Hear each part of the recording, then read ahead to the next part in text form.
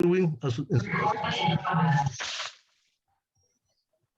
Muy buenas noches con todos. Muchas gracias por la invitación y gustoso de poder compartir con las demás sociedades un tema que a muchos nos apasiona y sobre todo que es de gran controversia aún, ¿verdad? Entonces permítanme compartir mi pantalla.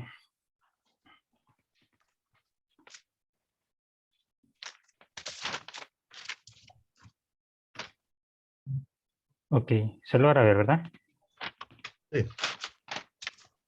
Muy bien, buenas noches con todos. Yo soy Edwin Torres, soy médico neurocirujano, trabajo en el Hospital Revalidati en la unidad de neurocirugía pediátrica. Y quiero compartir con ustedes pues algunos casos que se nos ha presentado durante este tiempo y tratar de abordarlo de mejor manera para que sea provechoso para todos y podamos a compartir las experiencias de cada uno de nosotros. Quisiera empezar comentando, tenemos este paciente con una radiografía en el 2018, un varón de 10 años de edad, de provincia que, bueno, en su centro de lugar le dijeron, no, es una pequeña deviación que tiene que hacer su terapia, ejercicios y nada más seguimiento. Bueno, la mamá, pues confiada con la evaluación inicial, le dijeron continúa con su tratamiento inopinado, pues sin mayores cambios en el tiempo. En el 2020, el paciente o familiares notan que esta deformidad es mayor, más notoria, lo llevan a un centro ya de mayor atención, con lo cual deciden referirlo ya a la ciudad de Lima. Sin embargo, pues viene pandemia y todo se hace más difícil y se hace más complicado para que llegue a una atención adecuada. Y en el 2022, pues el paciente llega con esta deformidad a nosotros. Otra paciente en el 2019, mujer de edad de 11 años de edad, con esta imagen inicial, igualmente se es referida a nuestro hospital, pero por temas de pandemia, o mejor dicho, para ser referida, como creo que en muchos lados de Sudamérica, las referencias a veces demoran. En 2021 llega con esta deformidad y en diciembre no, agosto del año pasado y para el 2022 pues ya tenemos esta deformidad que es obviamente más notoria. Entonces, ¿qué es lo que quiero llegar a esto con estos pacientes? Es poder evidenciar la progresión de algunas deformidades en el tiempo cuando no se logra tener un adecuado tratamiento. Y es así que aquellas pacientes que tienen deformidades severas o grandes, pues hay mayor utilización de los recursos en la atención tanto preoperatoria, ¿no? Mayores materiales, mayor tiempo operatorio, mayores niveles de instrumentación, mayores complicaciones y mayor riesgo de transfusión sanguínea. Entonces, todo aumenta en el tiempo con estos pacientes.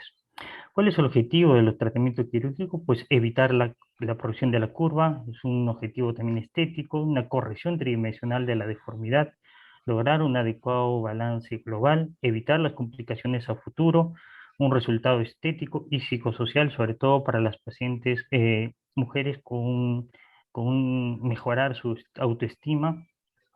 Asimismo, lograr tener un mejor control de la deformidad, teniendo una instrumentación o una fusión más corta con segmentos más móviles. Y como que una especie de colorario tenemos de que los pacientes que llevan una curva de 40 grados inmaduros y aquellos que son mayores de 45 grados, entre 40 y 45 grados que llegan a serie madura, pues necesitan un tratamiento quirúrgico.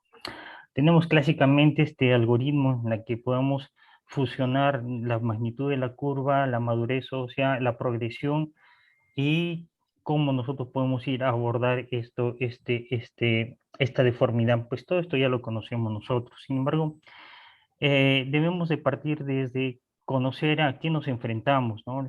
Sabemos que la escoliosis, ya lo mencionó el doctor, que tenemos una prevalencia entre el 2 al 3%. Son más frecuentes las escoliosis idiopáticas de los adolescentes, casi el 80%, mucho más frecuente en mujeres que en varones, y esto va aumentando a medida que va progresando también la deformidad en los ángulos de codo, mayor prevalencia en mujeres cuando tienen mayor deformidad que en varones.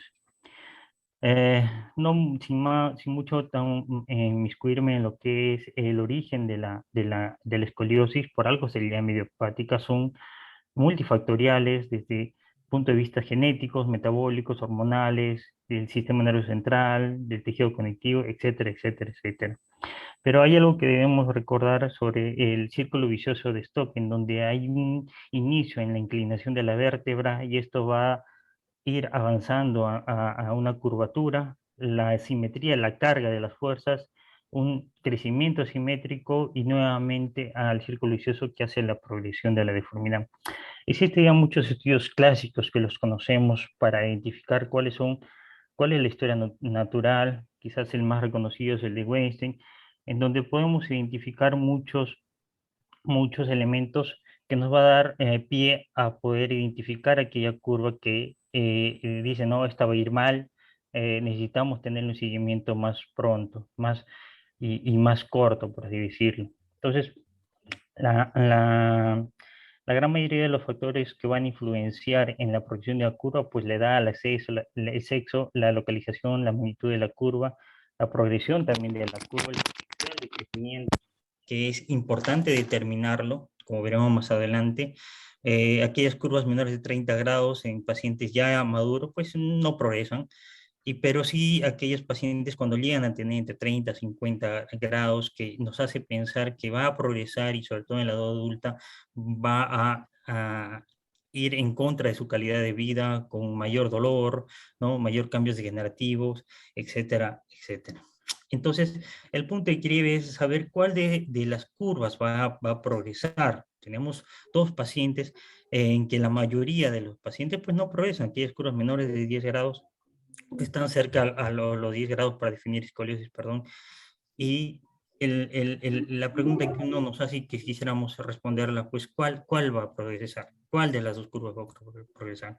Entonces, para poder definir una progresión de crecimiento de la curva, ¿no? Tenemos múltiples factores que van a influenciar para ello, ya sea la edad del paciente, el diagnóstico, la cantidad de crecimiento que queda por el paciente, y esto está influenciado por la madurez ósea, en la mujercita por la presencia de la menarquia, ¿no? Así como factores morfológicos de la rotación, el vértice de la curva, el tipo de curva y tamaño de la curva, pero todo ello va a estar influenciado por la genética y, y otros factores 3D, que es lo que está en boga y vamos a ir comentando poco a poco.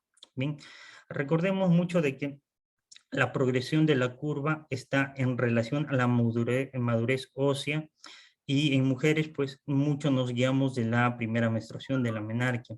Entonces, la progresión de la curva que está en rojo y el tamaño, el crecimiento, la velocidad de crecimiento que nosotros logramos, sobre todo en los primeros 5 años, en los dos picos y en la adolescencia, pues esta curva, que es el mayor pico de crecimiento, va en relación con la velocidad de progresión de la curva. Entonces, este normograma que muchas veces nos hemos visto de poder tener como ayuda, sobre todo para entender o decirles a la familia, explicarle cuáles son las curvas que van a ir progresando, y que, como todos sabemos, esto es un punto de ayuda para el cirujano que va a evaluar a estas pacientes. Más que un plan de tratamientos, creo, como fue creado por Lowenstein, es para la información a la familia, y poder mucho relacionarlo con el grado de maduración, en donde el Einstein también valora mucho un paciente inmaduro o maduro en base a la gradación de Richter, y que nos va a permitir tener un indicio de cómo va a ir una curva. Entonces, esta progresión que tenemos en el tiempo, clásicamente lo hemos estado valorando en base del Richter, pero el Richter pues es al inicio, o cuando empezamos ya a mostrar las imágenes de madurez en la cresta ilíaca, pues ya pasó la velocidad de crecimiento, ya pasó donde mayor debíamos de nosotros actuar para poder evitar una progresión de curva, ¿bien? Y otros factores que nos pueden ayudar mucho es identificar la madurez ósea, no solamente pensando en el RUSI, sino en otros elementos, como son el score de Tanner y el de Sanders, que nos permite evaluar la madurez ósea a través de la mano, en donde el grado 3 y grado 4 podríamos estar relacionados con la velocidad, el mayor pico de velocidad de crecimiento. Asimismo, el grado de fusión de la epífisis humeral también nos ayuda a identificar ah, el grado de madurez ósea. El cartílago triirradiado, pacientes que tengan presencia del cartílago triirradiado son pacientes inmaduros, y eso se evidencia, por ejemplo, en niñas que tienen más o menos se cierra a los 12 años, y en pacientes en varones a los 14 años. Entonces, paciente que tenga esta presencia, pues son pacientes inmaduros con alto riesgo de progresión si es que lo presentase en una curva antes. El signo de Richter ya lo conocemos, pero insisto, pues de todos estos parámetros que he mencionado, pues el que es más impreciso, el que no tenemos más ciego, por así decirlo, en los inicios del pico de crecimiento, pues el signo de Richter. Entonces, la madurez ósea y puberal en relación al ángulo de Cobb son los marcadores más fiables de medir, ¿no? Sobre todo en el diagnóstico inicial que nosotros tenemos para definir la evolución de una crisis, de una escoliosis. Sin embargo, pues la gran variabilidad de los patrones, de los patrones que se han mostrado para poder identificar una progresión son empíricos. Y esto lo demuestra el siguiente estudio, en la que es un metaanálisis en que va a valorar eh, todos esos signos clínicos clásicos que nos va a permitir tener en cierta manera la progresión, pero todos estos estudios que han ido juntando este metaanálisis son de bajo nivel, de baja inminencia. Entonces, esta revisión pues, no reveló que ningún método para predicción de la progresión de la escoliosis podía recomendarse como para uso clínico como criterio de diagnóstico. Entonces, ¿en qué estamos? Lo que siempre hemos usado ya no nos da ese valor. Es que es ahí donde empiezan a buscar o empezamos a buscar otro tipo de test de progresión, como es el test genético que se hacía, bueno, que allá en el 2010 con las publicaciones eh, en Canadá nos habla del test de saliva, la identificación de aquellos genes que van a ir comparado a una población que ha progresado, pues nos va a dar un tipo de indicio, ¿no? Que nos pueda predecir en base a los polimorfismos de los genes. Sin embargo, pues este estudio fue realizado en una población caucásica y no ha sido reproducido en otras poblaciones. Entonces también ha dejado de perder valor. Bien, y es ahí donde parte las nuevas clasificaciones asociadas a la de Elenque, las clasificaciones de la escoliosis en 3D, en donde dan énfasis mucho al grado de desviación o de rotación, o llamado el plano máximo de deformidad. Y existen modelos de predicción que nos van a permitir, que podría decir los modernos predictores, en la que valora 6 parámetros este estudio, como es el plano máximo de la curvatura o plano máximo de Cobb, la angulación o el acuñamiento vertebral en el ápice, la rotación vertebral en el ápice, asimismo el acuñamiento del disco, y lo que se habla de la relación entre altura y el diámetro transverso de la vértebra, así como el otro parámetro importante, que es el grado de torsión, que es un promedio de cada una de las vértebras que van a ir rotando a lo largo de la curva, y que da un valor de torsión que nos va, que junto con los que le he mencionado, pues va a generar un modelo que haciéndolo comparar con otras pacientes con escoliosis que no han progresado, nos permite determinar de que los parámetros que nos van a decir que son puntos más a favor, que para que vaya esto a progresar la deformidad, pues el plano de máxima deformidad, la rotación apical, la torsión, y surge lo que es la hipocifosis. Para pacientes con hipocifosis, en este modelo en 3D, tienden mayor a progresar. Bien, ahora en el 2019 pues surge un modelo predictor en base a estos criterios que les he mencionado, en lo que se considera que es uno de los mayores avances en la comprensión de la progresión de escoliosis en los últimos 30 años. Lo difícil es de que estos modelos de 3D, para poder captar o poder hacer las clasificaciones, necesita pues los sistemas EOS, que es necesario para la impresión. No todos lo tenemos en Sudamérica, me parece que Brasil lo tiene, pero igual es muy difícil en nuestra realidad, pero hay trabajos que son más específicos para poder determinar el grado de progresión y poder valorar junto con este modelo, no solamente los parámetros en 3D, sino también se agregan los signos de madurez esquelética, como es el RISE, el cartílago trigradiado, el tipo de curva y el valor angular, en donde demostró ser más efectivo para poder diferenciar en cuáles ellos son los pacientes que mayor progresan, o los que tienen alto grado y los que tienen bajo grado de progresión, ¿no? Y esto nos va a ayudar a los médicos para poder evaluar solamente en la primera visita, poder definir cuáles son los pacientes que vayan a ir mal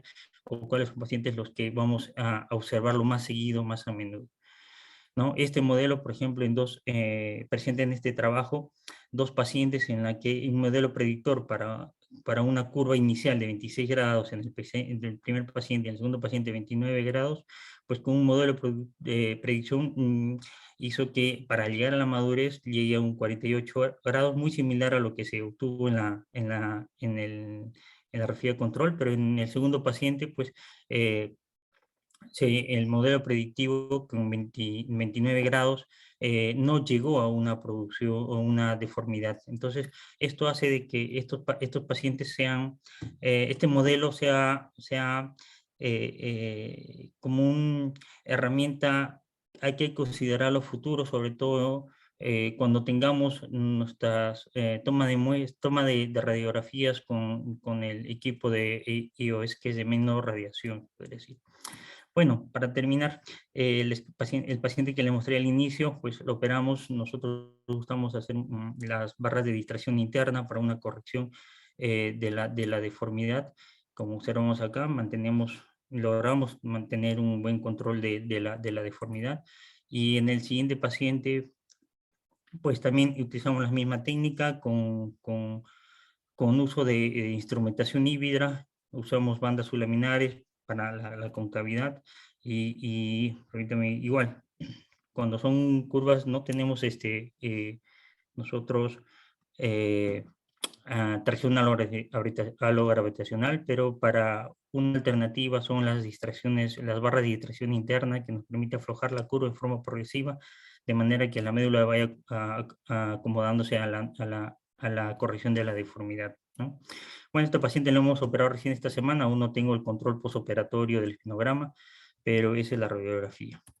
Bueno, y como conclusiones, pues la escoliosis idiopática representa el 80% de los pacientes de la escoliosis.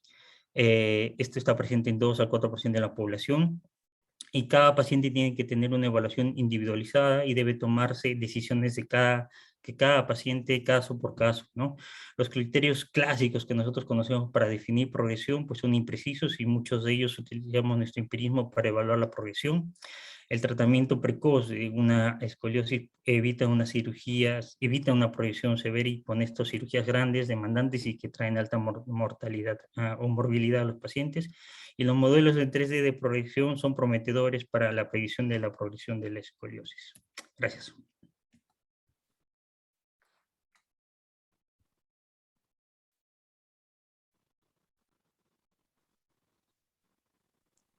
Doctor Ábalos, su micrófono está apagado. Gracias, Edwin. Doctor Jaime, ¿tendría usted algún comentario acerca de esta exposición? Muy amable. En relación a esta muy buena presentación del doctor Torres, que nos centra en la problemática del diagnóstico y manejo de la escoliosis idiopática del adolescente, que es, como él lo subrayó, una patología sumamente frecuente, vemos lastimosamente que el diagnóstico muchas veces es tardío, o a veces incluso teniendo un diagnóstico temprano, por diferentes motivos, la deformidad progresa, el paciente queda sin tratamiento y vuelve con una curva grave que ya es quirúrgica. Y por lo tanto, se ha perdido la gran oportunidad del manejo conservador, a través de cuidados posturales, terapia y uso de corset ortopédico.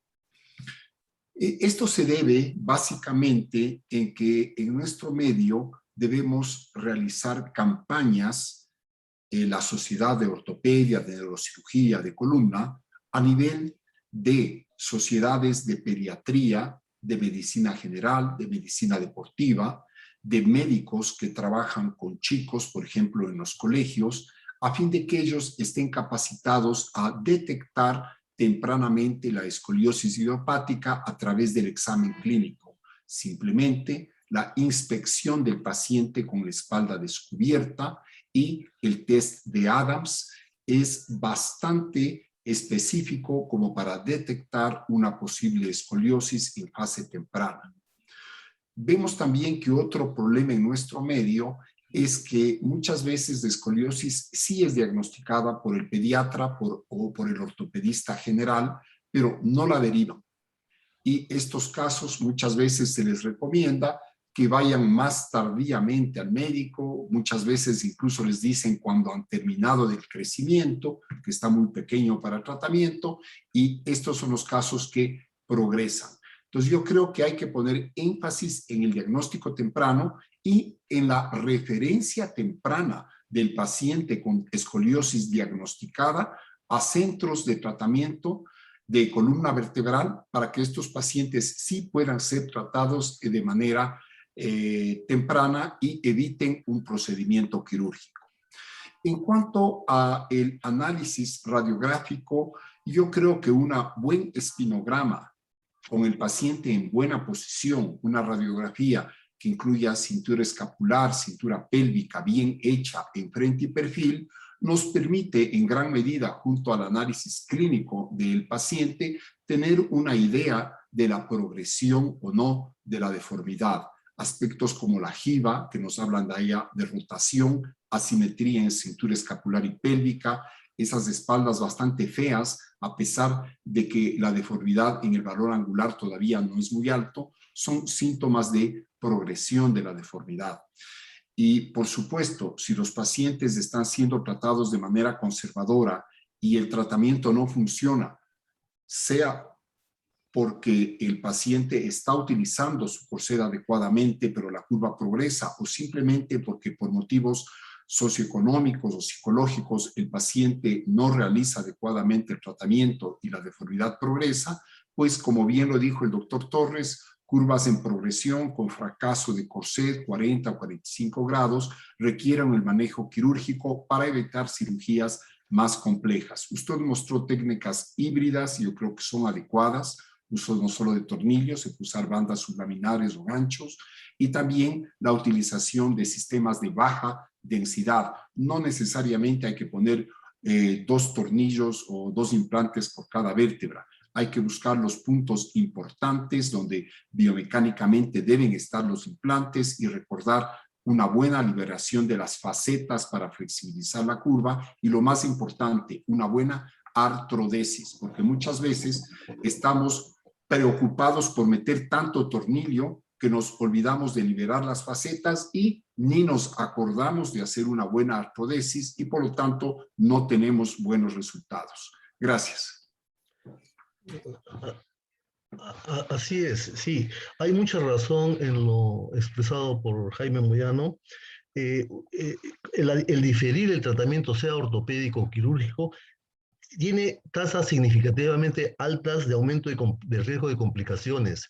Y uno de los factores principales de ese retraso es el temor que tiene el paciente o los familiares de este paciente de reiniciar el tratamiento, sobre todo por las cargas psicológicas que ello implica.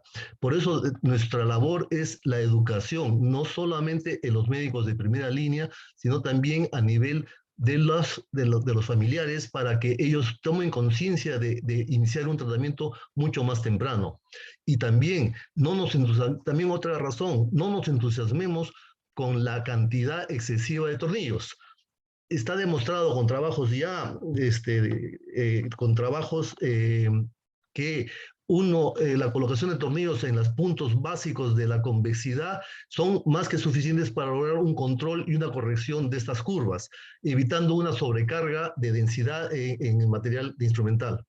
Y otra cosa que yo vi en una de tus radiografías, no sé si lo vi bien, tú no has hecho instrumentación con tornillos pediculares, pero no has puesto ganchos, ganchos laminares. Siempre es aconsejable poner ganchos laminares, sobre todo para prevenir la cifosis del segmento superior, ¿no? Y con esto, si no hay más cosas, no sé qué dices, Edwin, o pasamos al siguiente ponente. Sí, sí, claro, claro, Doc. Bueno, hay varios constructos, hay la tendencia a ir a la baja densidad, pero creo que en las deformidades graves y severas, pues pienso mucho que la alta densidad es mandatoria acá en este tipo de pacientes. A mí me gustaría preguntar al doctor Moyano, en su experiencia o en su actuar diario, eh, ¿cada cuánto tiempo usted va a controlar a un paciente y de qué se vale, no? Este paciente lo va a controlar cada 3 meses, cada 6 meses, cada año, o en su actuar diario, ¿cada cuánto tiempo controla a los pacientes? En pacientes que se encuentran en crecimiento, mínimo cada 6 meses, y si se encuentran en fase de rápido crecimiento, por ejemplo, en fase premenárquica ya con signos de Tanner, les controlo 3 veces o 4 veces al año, es decir, cada 3 o 4 meses, dependiendo de los casos. Puede ir desde 3 hasta cada 6 meses, ¿no? Se los controla, ¿no? Y en pacientes en que han terminado ya su crecimiento, pero hay riesgo de progresión, una vez al año. Aló. Mariano. Aló. Bueno, sí, yo quería comentar el tema de la baja densidad, que es muy interesante y muy aplicable, ¿no? Porque la verdad que se colocan muchos tornillos innecesarios, pero también tener en cuenta que a veces también es muy positiva para un aspecto que prácticamente ha desaparecido de la escena, que es el crankshaft. O sea, el fenómeno cigüeñal, que lo teníamos muy asociado a la instrumentación de curvas tempranas, con el tema de la instrumentación y en particular esta instrumentación florida en la parte convexa, hacen un abrochado de todo el proceso de crecimiento residual y evitan el crankshaft. Entonces, tenerla en cuenta como un recurso muy interesante, que podemos bajar la cantidad de tornillos, pero que algunas veces está bueno poner muchos por ese aspecto, ¿no? O sea, a veces, por ejemplo, a veces pasan pacientes de idiopática que a veces tiene 40 grados, pero es una chica que está apenas cerrando su cartílago vení y uno tiene que operarla tempranamente porque viene rápidamente progresando. Quizás ese paciente con una baja densidad le dejemos una ventanita para el crankshaft. Entonces, bueno, nada más que quería comentar ese aspecto. Otro aspecto interesante de la disertación, el del doctor Torres, que mencionaba cómo la hipocifosis es un factor marcador de evolutividad y que nos hace pensar qué pasa con los corsés. Porque sabemos que cuando colocamos corsé en general, generamos hipocifosis nosotros. El paciente que está encorsetado durante mucho tiempo genera hipocifosis, y habría que ver si también en ese aspecto indirecto nos estamos arrastrando con el corsé a una progresión, ¿no? Otro aspecto interesante es el de la patología por pandemia, que nos ha hecho un desastre, no sé en el caso de ustedes, pero nosotros estamos operando prácticamente todas curvas gravísimas, que sean el tema del tiempo es un factor muy deleterio en la escoliosis, ¿no? Y está haciendo realmente verdaderas dramas, ¿no? Bueno, nada más. Bueno, yo quería también igual hacer un comentario con respecto a lo de baja y alta densidad. Yo estaba revisando algunos artículos del grupo de Minneapolis y el de SUC, pero casualmente son estudios hechos en curvas de bajo valor angular, yo no sé si como 40, 50 grados. Y claro que ellos ahí no encuentran una gran diferencia. Y pienso igual que Mariano y que el doctor Torres, en curvas grandes, yo creo que de todas maneras nos da un poco un mayor margen de fuerza, de seguridad para la corrección, ¿no? Lo otro es que yo sí he visto también con respecto al dolor, a mí me parece que los pacientes sienten menos dolor cuando tienen mayores niveles de instrumentación. Bueno, pero yo creo que todavía hablar de instrumentación, yo creo que hace 20 años que se empezó con esto. Yo no sé, todavía los pacientes que han sido operados de hace 20 años, pues supongo que nos van a traer muchos datos importantes más adelante para evitar o para poder seguir haciendo. Gracias. Bien, tal vez si me permite un comentario rápido, el usar tornillos de alta o baja densidad, existen indicaciones médicas específicas en las cuales se debe usar uno u otro, totalmente de acuerdo, pero en la mayoría de casos, se puede utilizar baja densidad, mucho menor costo a los pacientes. Muchas veces el paciente no se puede operar simplemente por el costo y la deformidad le progresa. Entonces, mucho menor costo, menor tiempo quirúrgico, menor exposición del paciente y grupo quirúrgico a radiación, menor riesgo operatorio neurológico para el paciente, porque mientras más tornillos ponemos, tenemos más riesgo neurológico, ¿no? Mejor artrodesis, porque si nosotros dejamos más espacio libre y una columna con discreta flexibilidad, el injerto se pega mejor que en una columna muy rígida donde hay tanto tornillo que no hay donde colocar prácticamente el injerto. Y el dolor se relaciona más a la artrodesis y no al número de tornillos que colocamos. Entonces, ese sería un pequeño comentario.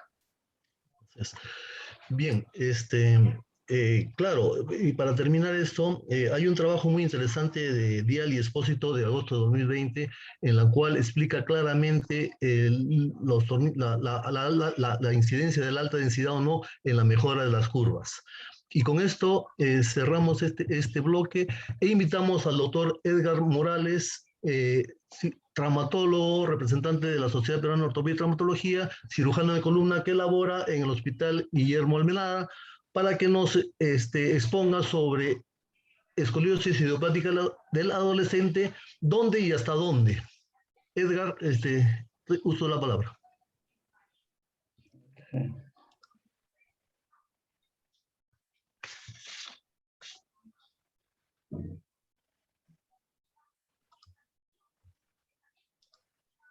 Edgar, comparte pantalla. A ver. ¿Se ve?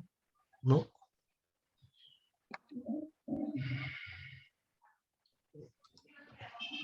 A ver, un ratito. Share screen, el botón verde. Sí. Ahí está. No ha salido. Ya. Ahí. Perfecto. Ok. Bueno, buenas noches. Me ha tocado a mí compartir un poco del tema sobre niveles de fusión. Es un tema un poco ácido, árido, pero a ver, vamos a tratar de hacerlo menos aburrido. Como sabemos, el paciente llega a consultorio a temprana edad o en la adolescencia. Los observamos primero. Muchas veces ya necesitan el corsé y sabemos que con el corsé solamente se benefician de 3, 1 o de 4 un paciente. Y muchas veces ya nos llega el paciente como en esta imagen, ¿no? Ya sabiendo que necesita una cirugía, tiene todos los criterios para hacer una cirugía. Entonces en nuestras mentes aparecen una serie de ideas y formas y dilemas de qué es lo que vamos a hacer y sobre todo para determinar los niveles de fusión. Muy bien, desde los años 90 más o menos se tomaba mucho en cuenta el aspecto coronal en la determinación de las cirugías. Era corregir básicamente el aspecto coronal de las deformidades. En el año 2000 ya se tiene en cuenta el aspecto sagital y se trata de equilibrar, digamos, el aspecto coronal y sagital en el desequilibrio del tronco, ¿no? Y no se recomienda tampoco correcciones, mucha corrección en una deformidad, porque siempre encontramos y siempre nos damos con el desequilibrio del tronco. Actualmente ya hablamos de fusiones selectivas, mucho más que eso, ya hablamos de fusiones cortas, instrumentaciones temporales, que consiste en que el paciente se le hace una cirugía cuando están inmaduros y ya cuando empiezan a madurar o que tienen un RISER de 4 o 5 se les quita la instrumentación y podemos tener pacientes con columnas móviles. Sabiendo que el gold estándar del manejo de las escoliosis es la artrodesis posterior instrumentada, dejamos columnas completamente rígidas. También sabemos que con cada salto tecnológico, pues actualmente estamos hablando de la 5ª generación de tornillos, cada vez estos sistemas son mucho más poderosos, son mucho más fuertes, y las correcciones de las deformidades son mejores. Es muy importante el examen clínico para poder determinar los niveles de fusión. Lo más importante, uno de los aspectos más importantes que nosotros tenemos en cuenta son los niveles de hombros, el desnivel de los hombros, y la otra es la jiba torácica o lumbar, que indirectamente nos está diciendo que hay una gran rotación o hay una gran curva que muy probablemente necesite instrumentación. El otro aspecto importante que debemos conocer al dedillo son las posiciones de todas estas vértebras, la vértebra limitante, la vértebra neutra y la vértebra estable. Muy importante conocerlas para poder definir los niveles distales de fusión. Definitivamente la magnitud de la instrumentación ahí va a haber, nos va a guiar, digamos, para determinar estos niveles de instrumentación, saber el tipo de curva, como ya lo estábamos hablando, la simetría de hombros, el desbalance sagital coronal, la relación que existe de todas estas vértebras de las que hablábamos, de la vértebra neutra, de la vértebra estable, de la vértebra limitante, con la línea media sacra. La estética también es muy importante, que la estética relacionada básicamente con las jibas, ¿no? La jiba torácica o las jibas lumbares. La madurez esquelética, la que habló el doctor Torres, pues es para nosotros, digamos, un aspecto relativo en la decisión y en la definición del tratamiento quirúrgico. No se podía dejar de lado la clasificación de Lenk, que es la clasificación, es una clasificación ternaria que toma 3 aspectos básicos, que es el tipo de curva y los modificadores lumbares y torácicos. Es una clasificación que fue creada básicamente para determinar la extensión de la instrumentación. Entonces, nos guiamos mucho de esta clasificación y vamos a hablar algo de esta clasificación.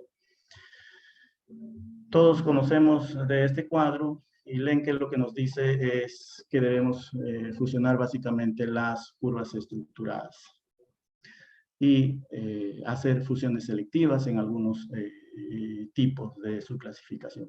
Esto no es tan sencillo y no es tan fácil en realidad determinar. Como, por ejemplo, ahí yo puse un ejemplo donde vemos una curva, tal vez sería un Lenke 3, donde la curva principal es la torácica y la curva secundaria, que no sabemos si es estructurada o no, es la lumbar.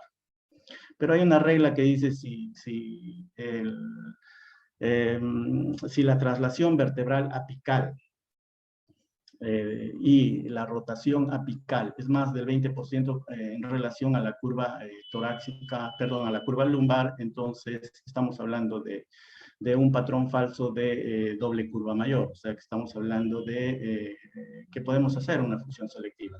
Tenemos una imagen similar al lado derecho, con las mismas características, tenemos un 20% más de la traslación vertebral apical y rotación apical en relación a la lumbar, pero sin embargo encontramos una gran descompensación del tronco, entonces ya no, acá definitivamente no haríamos una fusión selectiva, sería una fusión de las 2 curvas.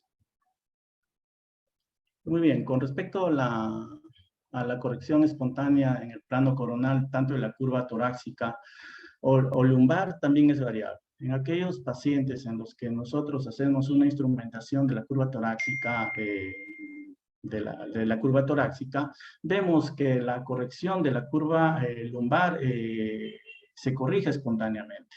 Llega hasta un 70% de corrección. Eso no sucede cuando hacemos una instrumentación de la curva lumbar. Las curvas torácicas no se llegan a corregir en el plano coronal espontáneamente. Es mucho menos. Son más reacias a la corrección espontánea. Entonces tenemos que se corrigen solamente en un 36 o 41%, y esto nos permite que analicemos bien si es que la curva torácica también va a tener que ser instrumentada. Con respecto a las correcciones espontáneas en el plano axial sucede lo mismo. O sea, si el paciente, digamos, en una instrumentación torácica, pacientes que se instrumentan en la región torácica logran corregir, digamos, el plano axial en la parte lumbar. Pero al revés también sucede lo mismo que en el ejemplo anterior, en la que pacientes que son sometidos a cirugías lumbares, digamos, en un Lenke 5, se instrumenta la región lumbar y la región torácica no logra esa derrotación. Y si es así, muchas veces tenemos que considerarla también dentro de la instrumentación. Estos son los factores que influyen en la planificación quirúrgica para establecer los niveles de fusión. El equilibrio de los hombros definitivamente para nosotros es el aspecto físico clínico muy importante para definir los niveles de fusión. La flexibilidad de la curva también para determinar si una curva es estructurada o no. El nivel de las vértebras final, vértebra neutra y la vértebra estable en relación a la línea sacra media, pues definitivamente marca los niveles distales de fusión. La inclinación de T1 hacia el lado derecho más de 5 grados es muy importante para tener en cuenta una instrumentación proximal alta. El acuñamiento del disco de L4 hacia el lado derecho, hacia el lado izquierdo, también es, digamos, una regla importante para tenerlo en cuenta. La cifosis torácica proximal, sabemos que si encontramos una cifosis entre T2 y T5 más de 20 grados, una cifosis entre T10 y L2 más de 20 grados, pues estamos hablando de una curva compensadora que hay que tener que fusionar. El tronco bastante descompensado también nos debe hacer reflexionar que las instrumentaciones tenemos que hacerlas más largas. Muy bien, Lenke lanza este primer paper, digamos, donde él recomienda, algunas reglas bastante rígidas, ¿no? Por decir, él recomienda que en el de tipo 1, uno tiene que instrumentar la vértebra limitante y llegar de T4 hasta la vértebra estable. En la doble torácica o el tipo 2, recomienda fusión de ambas curvas, usualmente empezar la instrumentación proximal en T2 hasta la vértebra estable. La doble mayor, la fusión de ambas curvas, usualmente desde T2 a L4. La triple mayor recomienda desde T2 a L4. La toracolumbar o lumbar, siempre se habla de una fusión selectiva de la curva, básicamente, ¿no? Y recomendando siempre que no debemos terminar la instrumentación en la zona de Chamnella, sino irnos un poco más arriba, porque generalmente es T10. Y en la Lenke de tipo 6, ambas curvas deben ser incluidas desde T4 a L4. Bueno, son líneas maestras que él recomienda. Pero sin embargo hay un estudio propuesto por el mismo grupo de Lenke, donde ellos, digamos, juntan a un grupo de médicos o cirujanos expertos en el tema de escoliosis. Entonces, les asumen una serie de casos para que ellos puedan opinar de qué nivel a qué nivel, digamos, según su experiencia y conocimiento, den su opinión con respecto a los niveles de fusión. Y se encuentran con una serie de variedad en las opiniones, ¿no? A pesar de que son médicos y cirujanos con mucha experiencia. Entonces, por decir, en el primer caso, donde se ve un Lenke tipo 1, ¿sí? El primer caso, un Lenke tipo 1. Entonces, opinan que proximalmente qué nivel, digamos, ellos instrumentarían. Y miren la gran variabilidad de opiniones, ¿no?, que hay desde T2 hasta T6. Y en el séptimo ejemplo, por decir, igualito. O sea, opinan que, algunos opinan un 33% iniciaría la instrumentación en T4. ¿No? Y va desde T3 hasta T8. Miren la gran variedad de opiniones que contrastan.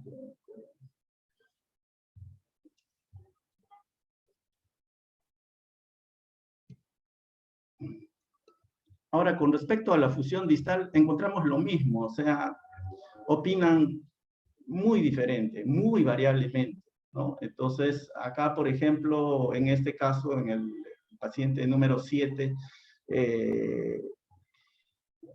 algunos terminarían la instrumentación en T11, otros en T12, L1, L2 y L3. Entonces, Lenke nos puede ayudar, digamos, a dar algunas recomendaciones, pero definitivamente hay otras reglas y la experiencia del cirujano define el nivel de instrumentación. Este es el otro ejemplo sacado de ahí. Esta es una niña con una Lenke 2A. Sí, es un Lenke 2A, y donde vemos que el hombro derecho está un poco alto.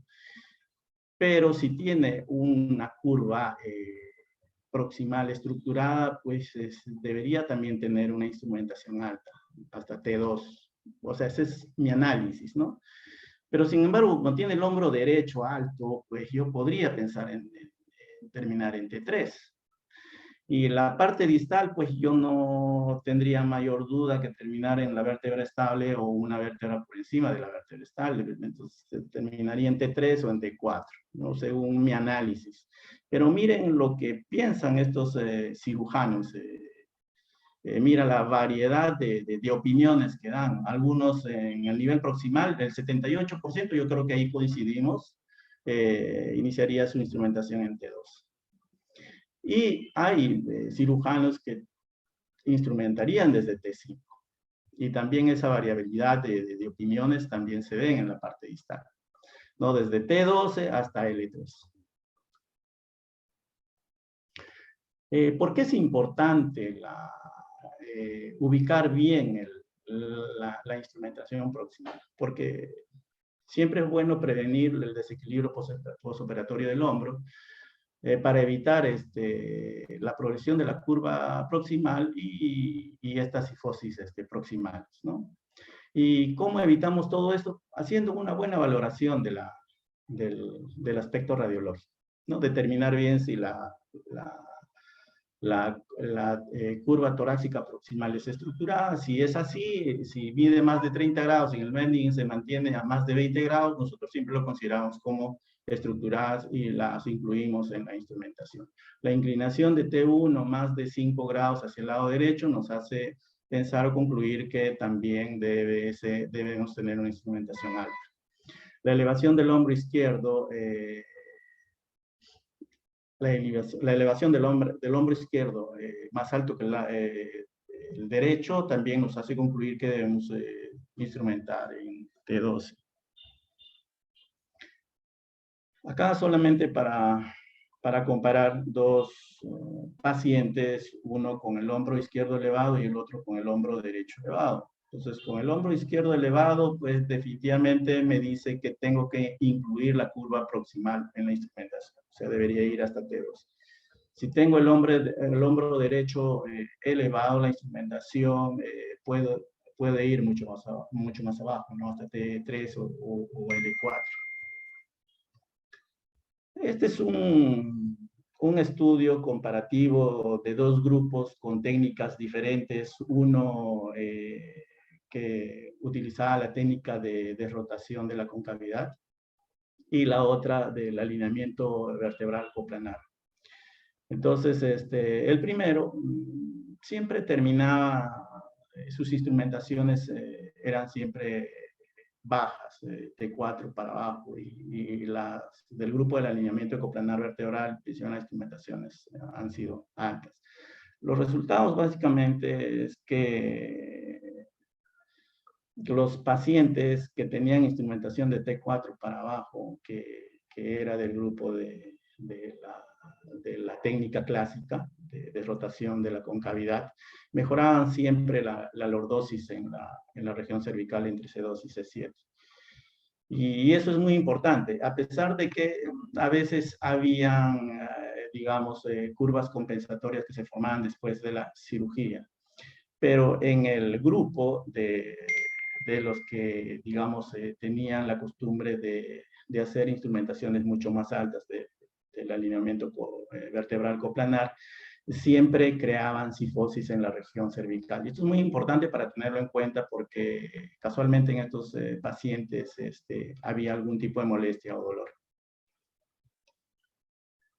Con respecto a la selección del nivel distal, generalmente se acepta que la fusión espinal debe ser lo más corta como sea posible. El ahorro de por lo menos 3 espacios discales a nivel distal, los estudios han demostrado que la degeneración natural en el tiempo se compara a los pacientes que no son operados, ¿no?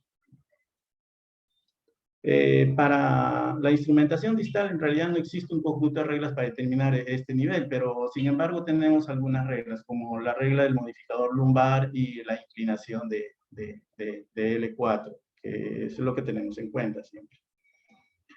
Entonces, cuando hablamos del modificador lumbar, pues nosotros siempre terminamos la instrumentación en la vértebra sustancialmente estable, que es la vértebra que está por encima de la vértebra estable, ¿no?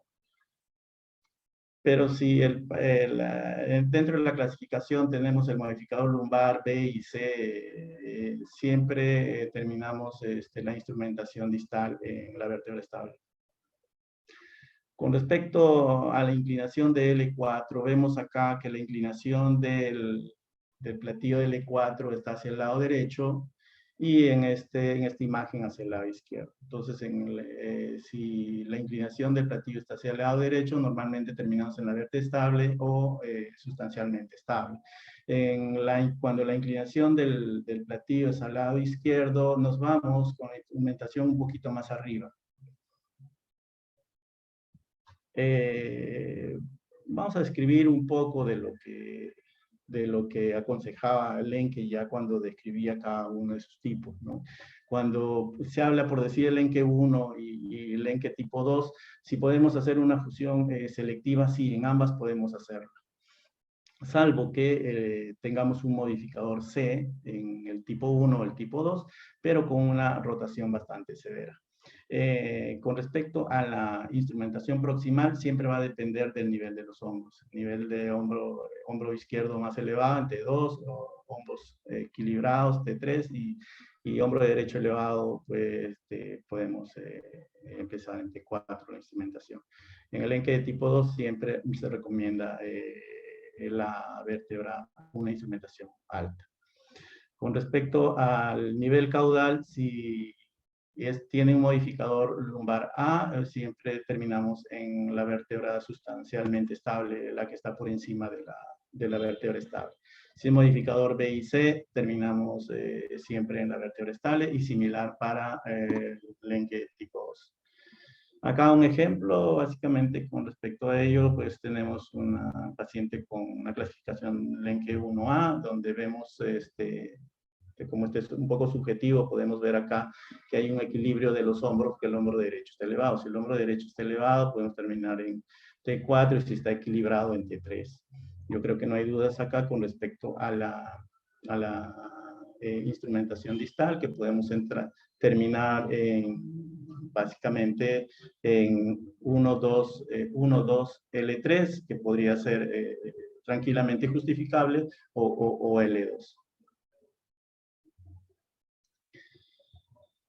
Otro ejemplo donde vemos que acá es 2A, ¿sí?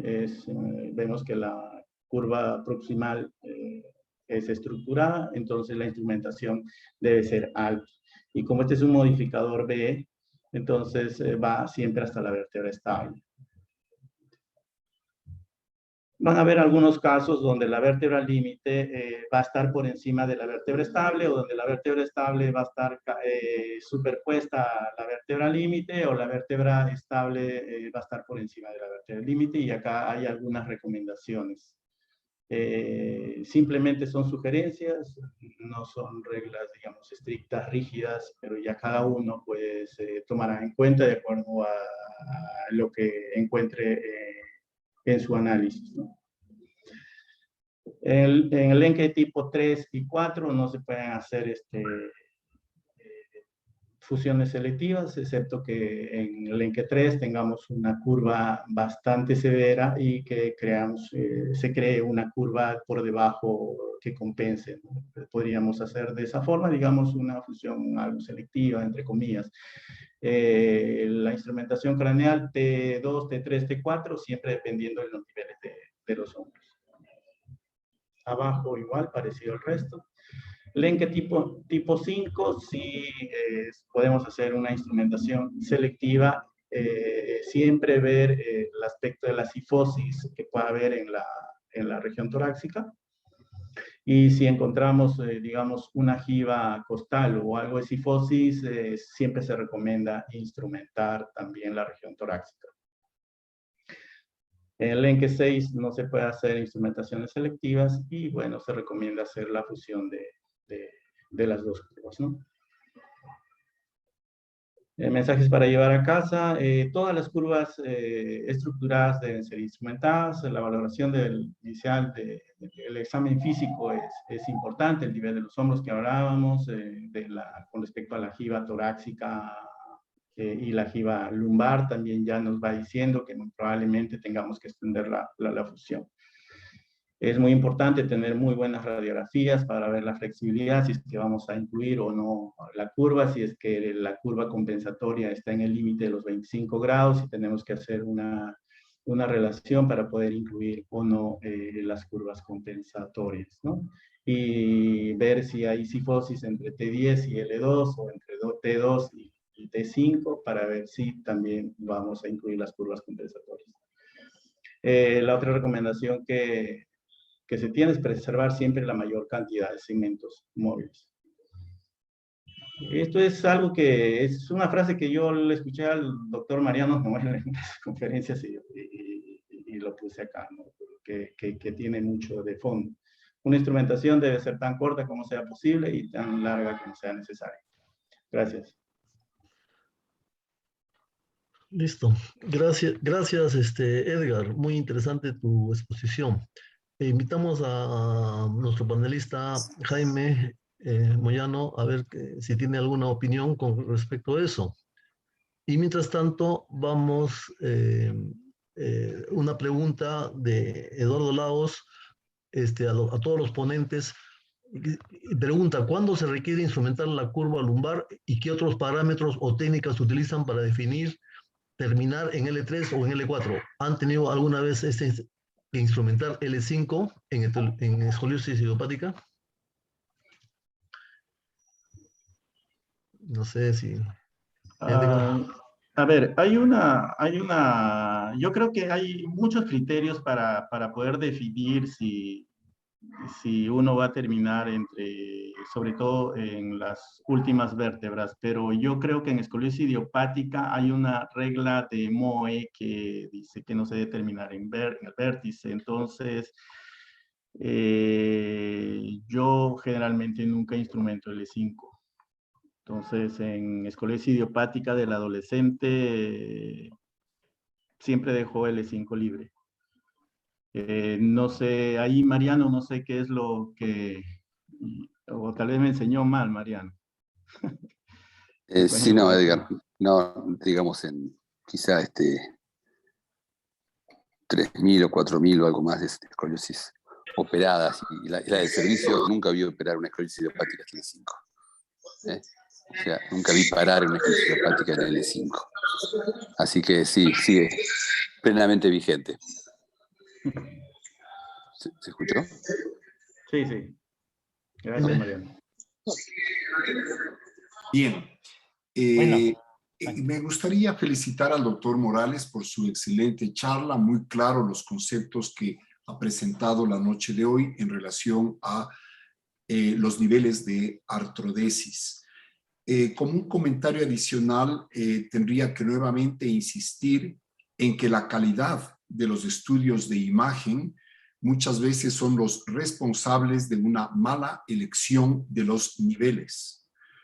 Radiografías muchas veces que no permiten analizar bien la columna torácica alta, que no permiten ver el nivel C7, T1, y muchas veces están desde T3 o T4, impiden ver qué es lo que está sucediendo en el segmento torácico proximal.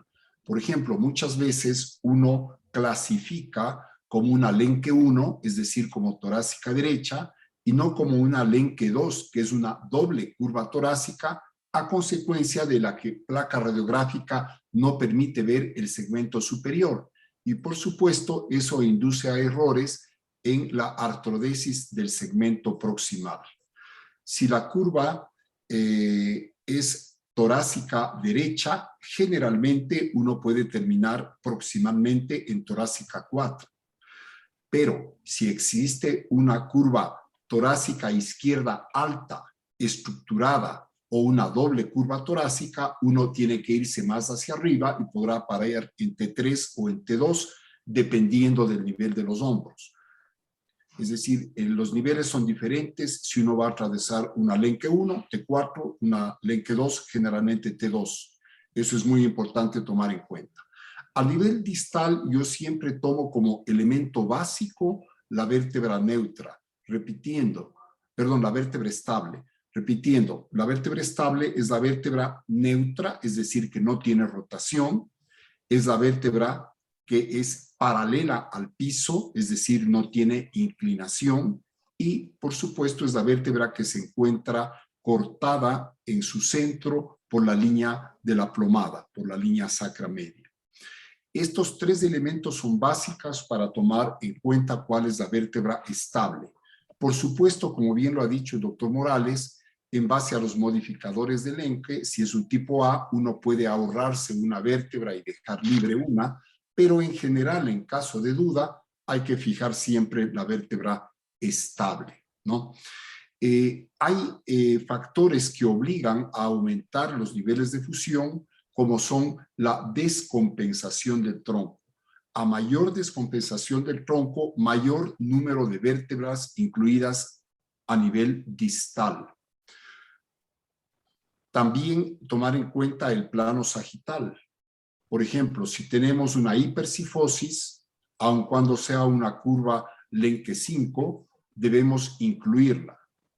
Tomar en cuenta también si existe una lordosis torácica, si es una deformidad grave o no. Esto generalmente obliga por brazo de palanca subir hasta T2, ¿no? Torácica 2 en atención a la lordosis torácica, independiente de que sea una Lenke 1. Sí, yo tampoco he tenido que atravesar a nivel distal más abajo de lumbar 4. Generalmente con los sistemas modernos y una buena desrotación se consigue una buena compensación del tronco. Algo que es muy importante indicar aquí es que de ninguna manera el concepto en escoliosis es tratar de reducir al mínimo las curvas de escoliosis, sino tener una columna compensada entre las diferentes curvas. Es preferible tener dos curvas de 20 grados a tener una curva lumbar en 0 grados y una torácica en 20 grados, porque estéticamente se va a ver peor.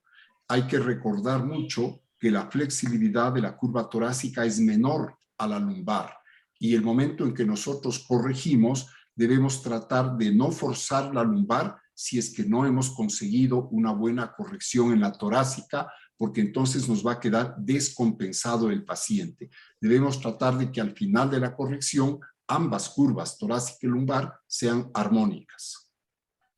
Gracias, César. Sí. Muy interesante. Aunque realmente es muy poco probable que tenga que fijarse o estabilizarse por debajo de L4, ¿hay algún caso en que tenga que hacerse anclajes a nivel de alerón sacro para todos? No, yo pienso que no, en idiopática no, pero hay que tomar en cuenta que a veces la escoliosis idiopática está asociada a espondilolistesis lumbar. Ajá. Y cuando la escoliosis idiopática se encuentra asociada a espondilolistesis lumbar, esto ya sería motivo de otra discusión y de otra conferencia, pero en estos casos sí, hay que ir hasta el sacro y a veces hasta el ilíaco. Ese sería el caso más típico, digamos, para tener que ir a sacro e ilíaco. Así es. Muchas Doctor gracias Ábalos, por... si me permite un Sí, comentario. no sé quién. Bueno, Ay, el definir un nivel de instrumentación tanto hacia arriba como hacia abajo, pues influyen muchos factores y dentro de ellos también la experiencia y de los casos que uno ve. Casi más o menos, pues la instrumentación superior está casi definida, pero siempre la instrumentación inferior influye muchos factores y en esto entra el concepto de la vértebra sustancialmente tocada por la línea sacramedia, ¿no? Que es dentro de los criterios de SUC, que es un valor importante para poder tener en cuenta. Uno tiene el concepto de la vértebra estable, pues aquella vértebra que es bisecada por la línea sacramedia, es la vértebra estable o es la vértebra que en la línea sacramedia cae entre los pedículos, o es la vértebra que la línea sacramedia la toma con mayor volumen, la agarra con mayor volumen. Entonces, el concepto de vértebra estable varía de persona a persona, ¿no? Entonces, el concepto de vértebra sustancialmente tocada por la línea sacramedia se puede tomar también como consideración un de nivel de instrumentación inferior. Y veo también que preguntaron sobre la instrumentación a nivel de las escoliosis Lenke 5. Pues uno siempre busca minimizar o ahorrar niveles de instrumentación en donde cuál es mejor definitivamente es terminar en una vértebra L3, L4, pero en las escoliosis Lenke tipo 5 pues, o tipo 6 varía mucho en el tipo de angulación o de qué tipo de vértebra forma parte de la curva de Cobb. Entonces, por ejemplo, teóricamente sabemos que la Lenke 5 debe ir de Cobb a Cobb. Si es que el Cobb termina en L3, pues termina en L3. El problema surge cuando el Cobb inferior o la vértebra inferior de la curva de Cobb es L4. Entonces ahí podemos utilizar varios criterios en la que, por ejemplo, en las inclinaciones, la vértebra L3 regresa a la línea sacramedia, o la inclinación de mayor de 25 grados de la vértebra L3, deberíamos terminar en L4, o la traslación de la vértebra de L3 mayores a 35, deberíamos terminar en L4, ¿no? Entonces hay factores ahí que van a influenciar también en la evolución o en tomar las decisiones. Bien, gracias. listo. Gracias, Edwin. Bueno, entonces ahora pasamos ya al último tema. Invitamos al doctor Mariano Noel para que nos comente sobre casos fenómeno de adicción en escoliosis idiopática del adolescente. Mariano. Ok, sí, estoy tratando de compartir la pantalla. Tiene que habilitarme el otro participante que está compartiendo, que es Edgar. Edgar, tienes que salir. Salite de la pantalla. ¿Ya? Ahí está, digo, si puedo compartir pantalla yo. Bueno.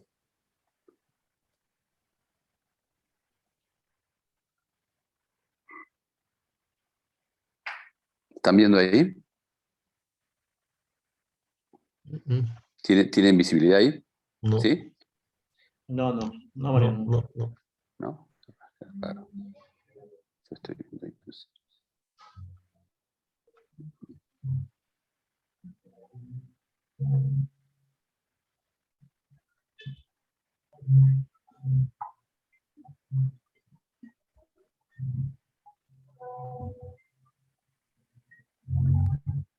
Un minuto, ¿eh?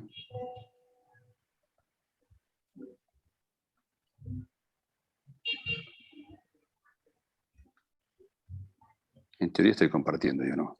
Ahora sí, ¿Ahora sí? Ok. sí, ya está. Bueno, estos algunos casos de descompensación coronal postquirúrgica que no han resultado tan frecuentes como yo esperaba cuando me planteó este tema Edgar, que empecé a buscar.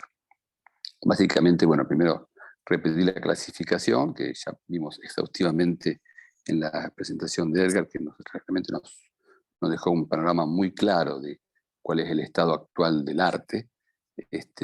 Y el análisis radiológico que precede a este tipo, digamos, de aplicación de esta clasificación, que podemos complicarlo, pero básicamente lo más sencillo es pensar en un espinograma de frente y perfil con un chasis realizado en 36 pulgadas, aunque después se pase a una forma digital chica, pero que sea tomada con un chasis de longitud adecuada, ¿no? Y un bending que siempre debe ser en posición acostado, fundamental porque a veces vemos bending parado. Y de eso, bueno, tomaremos el COB ortostático en bending, veremos qué pasa con la rotación apical de ambas curvas, la traslación apical, la sifosis torácica y lumbar, el riser, vértebras estables, vértebra neutra, y la inclinación de L4 en el bending. Y después pasamos, como también hablaron ya de los criterios de fusión selectiva, muy sintéticamente, podemos decir que el ENKE 1 y 2 prácticamente todas van a fusión selectiva, salvo excepciones, obviamente. LENKE 3 a veces, LENKE 4 a veces, y bueno, LENKE 5 y 6 siguen otro camino. Criterios para fusión selectiva también sintéticamente. A veces cuando tener en cuenta que curvas lumbares que superan los 60 grados ya contradicen quedarse solamente arriba, la flexibilidad del bending al costado que sea fundamentalmente mayor la de la curva el lumbar que la torácica, y los coeficientes que más valora la ENKE, que son justamente el coeficiente del 20% referido al coeficiente angular toracolumbar, coeficiente de traslación apical y coeficiente de rotación axial. Y cuando hay dos más de esos que hacen ruido, empezar a preocuparse que por ahí hay que ir un poquito más abajo. ¿Por qué se produce esa descompensación coronal en una fusión torácica selectiva? Suele haber causas inmediatas, que una de las más frecuentes, vinculada a la enorme calidad que tienen los implantes ahora en los cirujanos, es que sobrecorrigen las curvas. O sea, hay tanta capacidad de corregirla que uno se va a la mano porque es difícil quedarse en menos, y entonces eso hace que después la curva lumbar se le hace muy complicado seguir una curva que está casi perfecta arriba. Otra es pensar que justamente es dentro del mismo tema sobre su apreciación del poder corrector de los implantes. Nosotros muchos hemos utilizado los médicos que están en este plantel, incluso me incluyo plenamente, desde Harrington, donde eran prácticamente dos ganchos nada más que estiraban la curva, y obviamente las correcciones eran cercanas al 40-50%, pero después se incorporaron cosas que hacen mucha corrección y también eso cambia mucho. Otra es pensar que la lumbar se va a corregir más de lo que finalmente se corrige, y a veces confundir una 11 con una 3. Y causas posteriores, ya un poquito posteriores a la cirugía en el tiempo, ¿por qué? Porque la curva lumbar sigue progresando porque hay crecimiento remanente, o sea, esos son los pacientes que tienen todavía mucha inmadurez, ¿no? O por una selección inapropiada de los elementos de fusión, que también es la causa muy frecuente. Vamos a ver casos, que un poco la parte teórica ha sido tratado espectacularmente hoy en las dos presentaciones. Acá presentamos este caso, por ejemplo, la chica con una escoliosis que ven en la clínica que tiene ahí, básicamente tiene toda la pinta de ser una curva 1, ¿no? Una GIB importante, una chica premenarca, cartílago apenas cerradito. La tiene ahí en su bending test.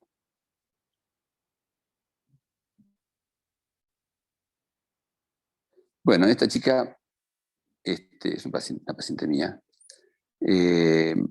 La curva, la GIB era muy marcada, la verdad que era me pareció bastante inmadura, y yo tengo bastante experiencia en hacer toracoscopía. Si le voy a hacer una toracoscopía para corregir mejor la GIBA y también para que no me haga un fenómeno crankshaft porque tiene mucho crecimiento remanente, hicimos este procedimiento, y también confié, me puse en rule breaker y dije bien un poquito más arriba de lo que recomienda la curva, porque ven ahí que está apenas tocada la 2, la 3 plenamente y la 1 no. Sin embargo, me fui a la 1. La paciente Tiene una pequeña inclinación, pero queda razonablemente bien. Pero el tiempo no dijo lo mismo, ¿no? 2018, 2020, 2022, hace apenas un mes o 2 meses que la acabo de ver, y la paciente no está evolucionando bien, hubo un error, en este caso mío, de jugarme y confiarme en que en este caso que me lo olfateé que iba a andar bien, y realmente me equivoqué. Y la paciente está haciendo una curva por debajo, que, bueno, está en pendiente de corrección, obviamente. Y no solamente eso, sino que fíjense que también incorporó algunas vértebras por encima también, ¿no? Lo que hace pensar en que quizás la resolución de este tema pueda requerir elevar algún nivel y bajar 2 niveles por lo menos. Este otro caso, bastante parecido, también una Lenke 1A, con una línea vertical que toca bien la 3, apenas la 2, y no toca la 1. Con muy poca curva lumbar. Hiposifótica. Y un planteo de curva muy similar al tratamiento, muy similar el aspecto postoperatorio inmediato, y muy similar la evolución, ¿no? Así que evidentemente estos dos casos también pendientes de resolución nos dejan y me dejan una enseñanza a mí que a veces se puede romper reglas, pero no tanto. Porque en ambos casos, situaciones idénticas, tomando una resolución de algún grado de medida audaz, termina requiriendo un procedimiento de extensión pendiente. Vamos a otro caso más. Esto estaría más en una curva de tipo 5, donde si planteamos un proyecto, un caso relativamente antiguo, proyecto tradicional de fijación lumbar que resultó razonablemente bueno. La verdad que acá, en este caso de nuevo, le hago lo mismo. Quizá con otro implante, quizá con alguna distribución distinta de tornillos, pero básicamente le hago el mismo procedimiento. Sin embargo, perdón, ¿qué pasó? Que me fui ahí. Sin embargo, la paciente al año desarrolla esta curva por encima.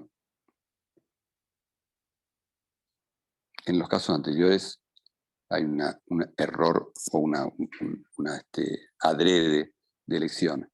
En este caso es más difícil decir por qué este caso singularmente hace esta adición, pero la hizo y requirió una estabilización más amplia para compensar adecuadamente la columna, manteniendo los niveles bajos como estaban.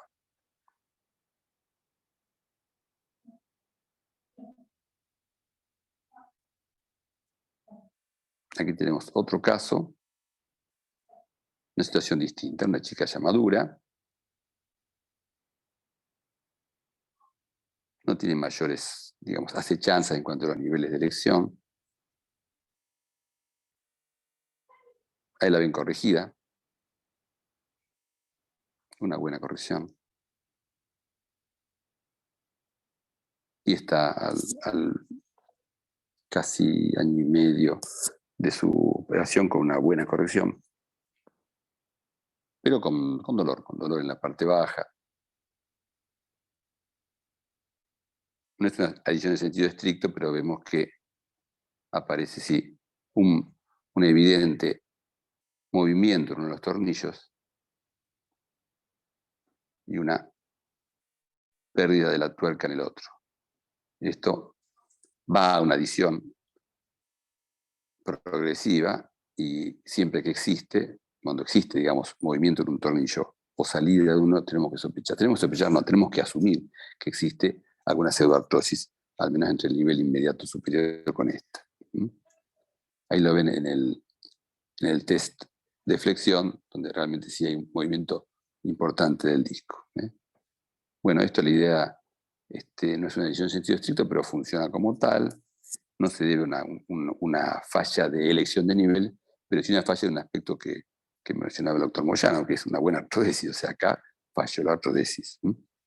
Así que hay que completar lo que no se hizo bien o lo que el cuerpo no pudo resolver. En este caso, depende de lo que haya sido el factor, y tratar de salvar niveles. Así que hay que ver cómo hacer. En este caso lo que se hizo es, no se progresó un nivel más abajo, sino que se puso un tornillo más grande, se palmó la barra, se puso un gancho sublaminar como para compensar ese tornillo que si no quedaba un poquito flojo. Y del otro lado, si el tornillo se había salido, así que estaba perfectamente firme, se cambió el tornillo en el mismo lugar. Y sí se le agregó un factor más para fusión, que hace la 360 a través de una caja que se metió a través de un cliff. Acá tenemos otro caso que pinta en su origen como casi una curva 3, parece, ¿no?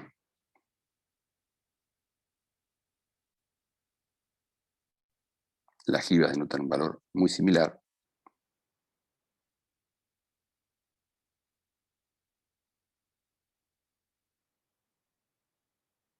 Y sin embargo, se eligió por la baja magnitud, parece una cirugía excesivamente mutilante, irse con la doble curva como se planteaba acá, y el cirujano planteó, fijemos arriba nada más y tratemos que la ver si la de abajo compensa. Es una ruptura de reglas.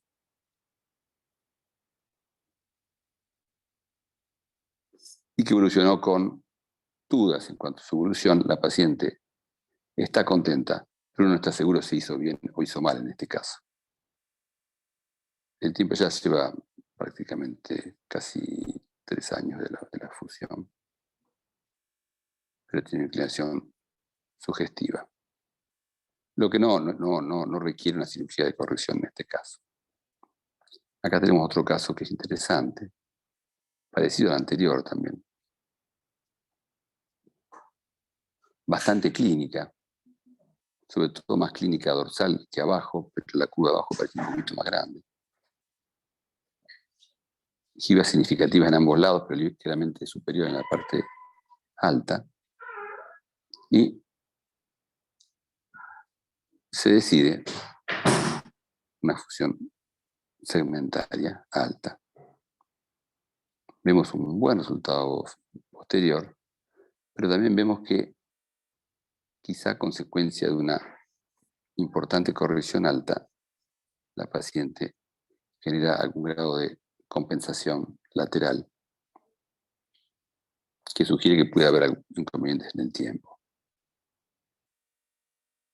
Sin embargo, cuando lo vemos más tiempo después, casi un año, vemos que la paciente está perfectamente compensada. Pero, si se fijan acá, este ángulo es de 22 grados, este ángulo es de 29 grados. Y en la parte alta tenemos la abulsión de 2 tornillos. O sea, acá tenemos una singularidad que, de alguna manera, la columna buscó una compensación mejor a través de incrementar la curva superior. No hay una pseudoartrosis, el implante se abulsionó nada más, pero esto generaba impronta en la piel y requirió su reemplazo sin corregir más la curva. Como ven ahí, se colocaron posteriormente ganchos en donde había tornillos que estaban arrancados. Y acá entra un concepto interesante que lo planteó un inglés que era Webb, que era dejar la espalda ir. O sea, en los casos donde el cirujano veía que se le había ido la mano en la corrección, a veces decía, abrí y deja que vuelva un poquito atrás la curva. En este caso la paciente lo hizo de alguna manera automática y se compensó espontáneamente, ¿no? Un concepto interesante que está un poco perdido, pero vale la pena refrescarlo. Aquí tenemos otro caso similar, donde el balance entre una curva y otra da 1, no da 1,2.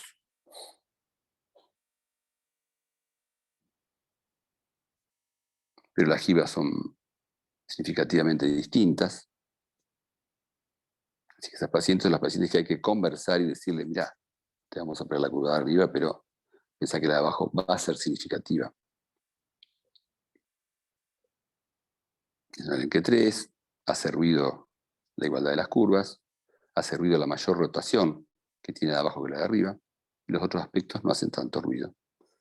Así que uno siempre se juega una carta. En general, cuando ante la duda se juega la carta de la fusión corta.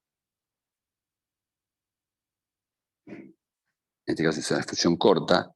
El implante luce un poquito desalineado, pero la curva tiene una situación bien compensada.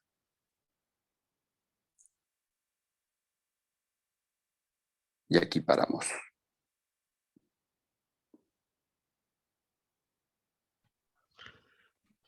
Listo.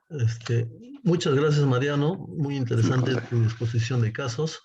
Jaime, ¿tienes alguna, antes de entrar, para después entrar a las preguntas, Jaime, ¿tienes alguna una acotación? Sí, gracias, César. En primer lugar, un gusto saludarle al doctor Mariano Noel y felicitarle por estos excelentes casos de el Garraham, que es un centro de referencia en Latinoamérica para el manejo de la escoliosis. Creo que estos casos que nos ha mostrado esta noche nos ha enseñado mucho. Realmente pienso que a pesar de todos los conocimientos que existen ahora sobre selección de niveles, siguen habiendo todavía dificultades y situaciones en las cuales pueden haber necesidad de reoperaciones por cuanto puede existir adición de niveles.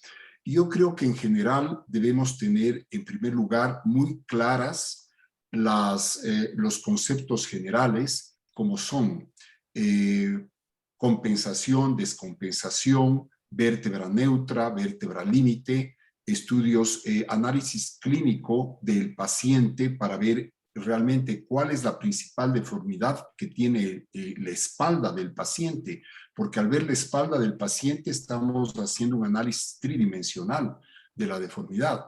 Y por supuesto radiografías de buena calidad.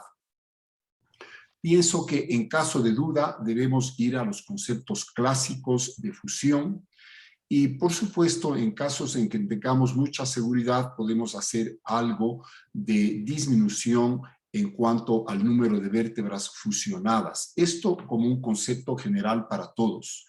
En los centros donde se maneja mucha escoliosis, pienso que ellos manejan conceptos y medidas, índices mucho más específicos, lo cual les permite a ellos realizar análisis tal vez que se salen un poco más de la media.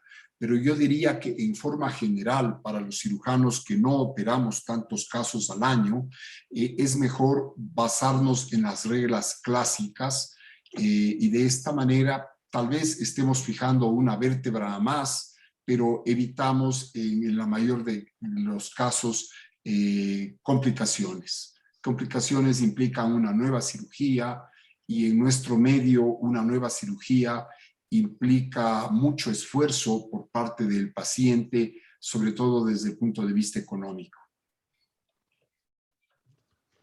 Listo, gracias, Jaime. Vamos a las preguntas. Acá el doctor El Arcari, a todos los ponentes, ¿qué importancia le dan a los cuestionarios tipo SRS 22 u otros?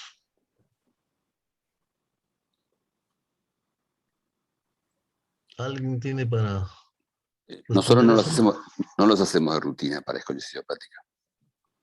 Ajá, bien.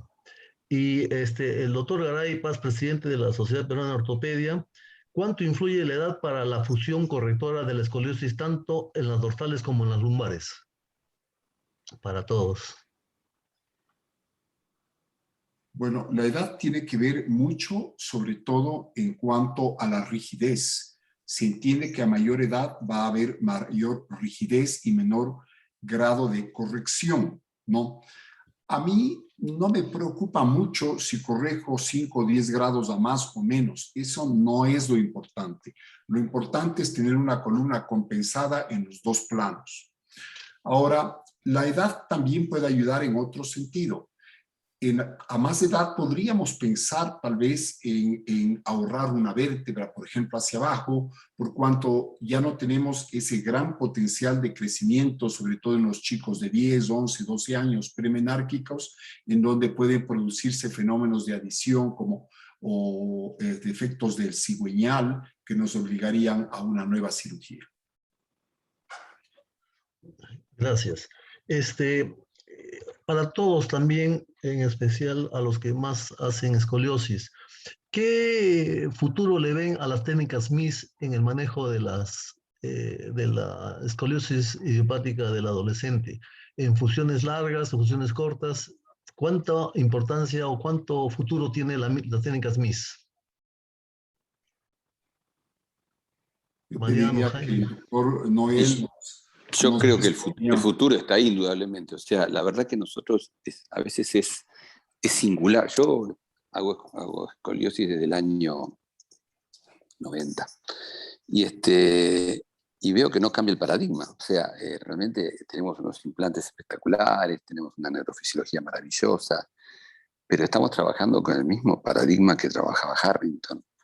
No cambiamos un ápice de la idea de una corrección, o sea, una mutilación bestial,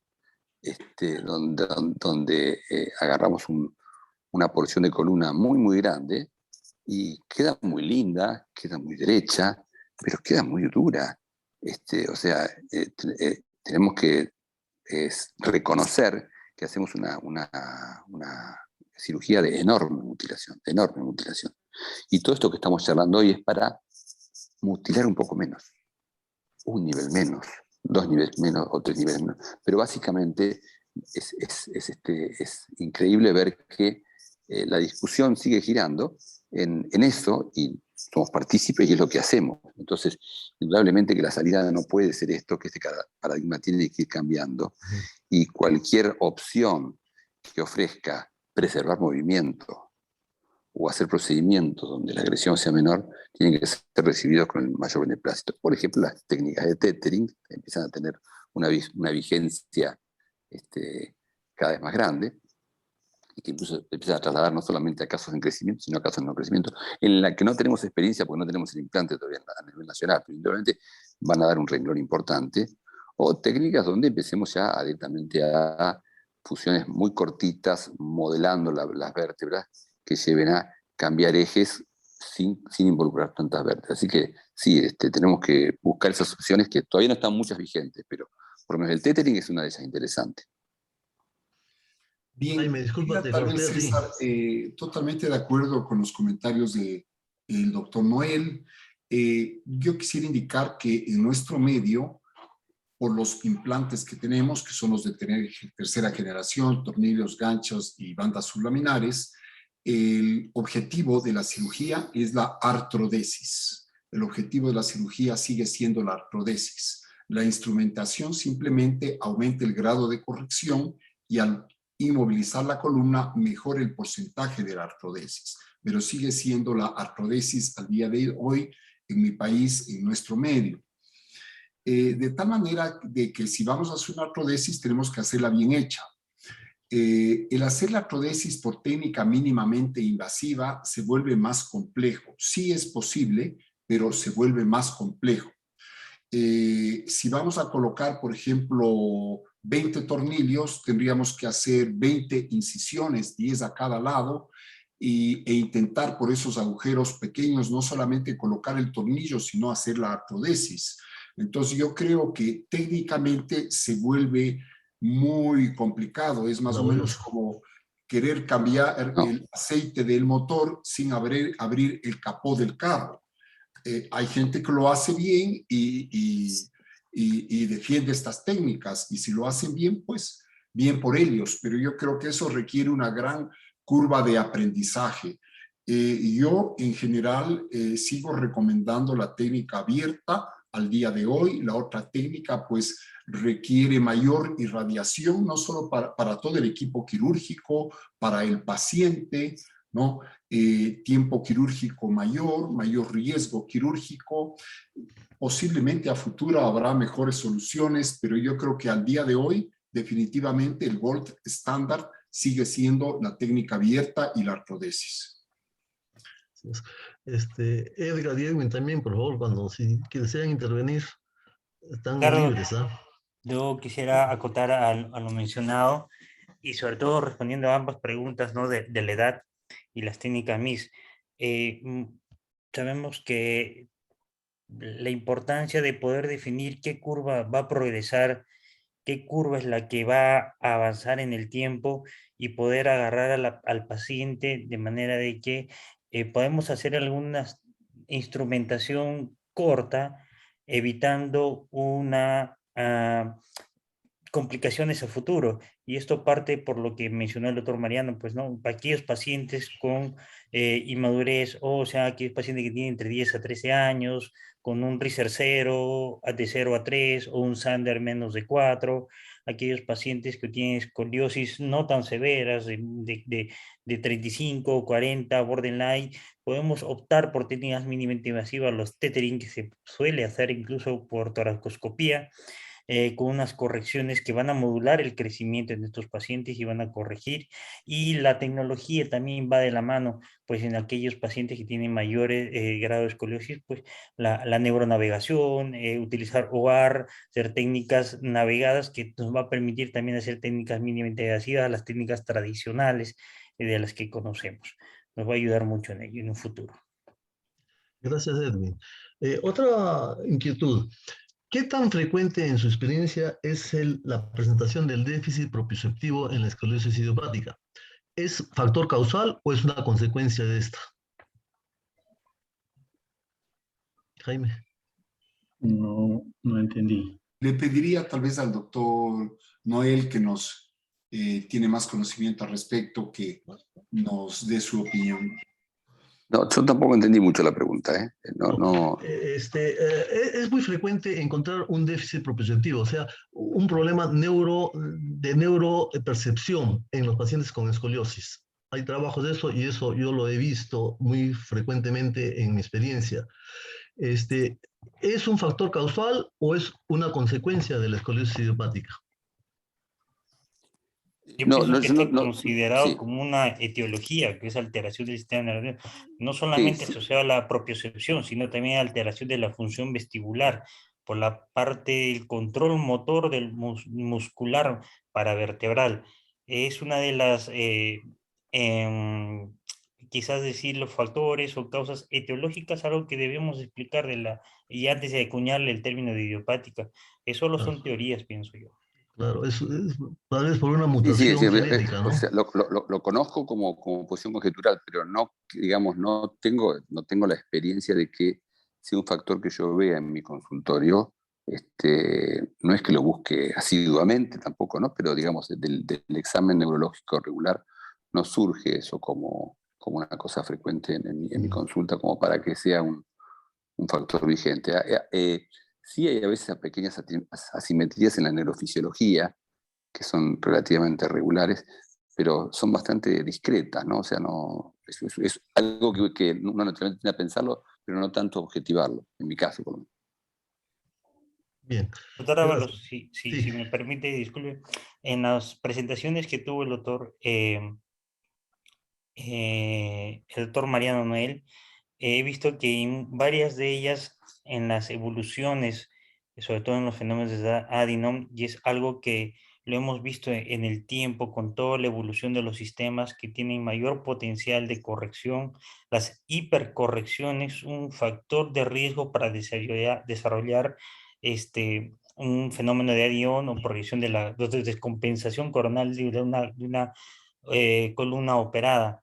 Doctor Mariano, ¿usted continúa haciendo hipercorrecciones? ¿Qué criterios utiliza para decir, no, hasta acá no corregí tanto, esta sí hay que Sí, corregirlo perfectamente?